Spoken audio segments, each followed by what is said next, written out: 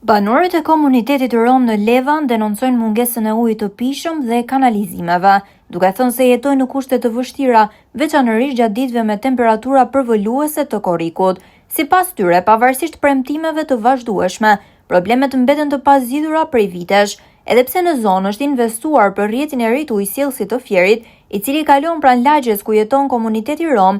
Banorët pohojnë se një pjesë e familjeve ende nuk furnizohen me ujë.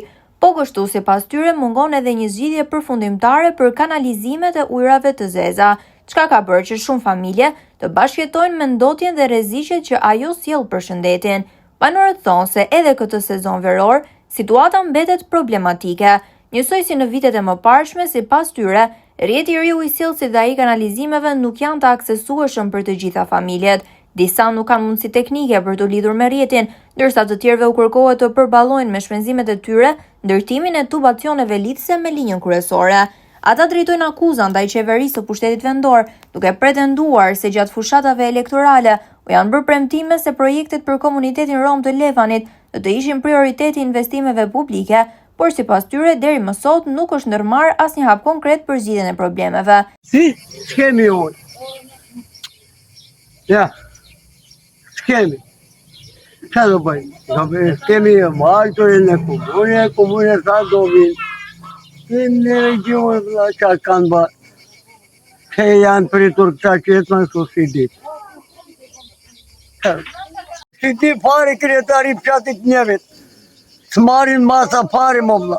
Bemi hankojmi s'marin masa.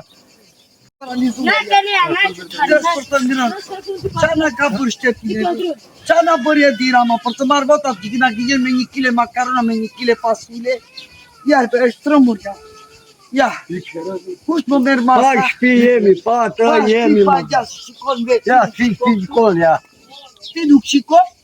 Qa ka bërje dira ma votat i dojnë e paralizuar janë nuk grejnë pa këm pato. Kritika banorët kanë dhe për drejtuesit e komunitetit rom, nga përfaqësuesit lokal dhe deri tek strukturat e bordit të ngritur për trajtimin e çështjeve të komunitetit. Ata pretendojnë se këto struktura nuk kanë mbrojtur interesat e familjeve në nevojë, por janë fokusuar në interesa të ngushta personale. Në prononcimin për televizionin Apollon, banorët shprehen se media ka qenë zëri i vetëm që ka pasqyruar vazhdimisht shqetësimet e tyre. Ata deklarojnë se drejtuesit e komunitetit rom shmangin përgjegjësinë dhe nuk reagojnë publikisht për problemet, pasi sipas tyre nuk duan të përplasen me pushtetin lokal.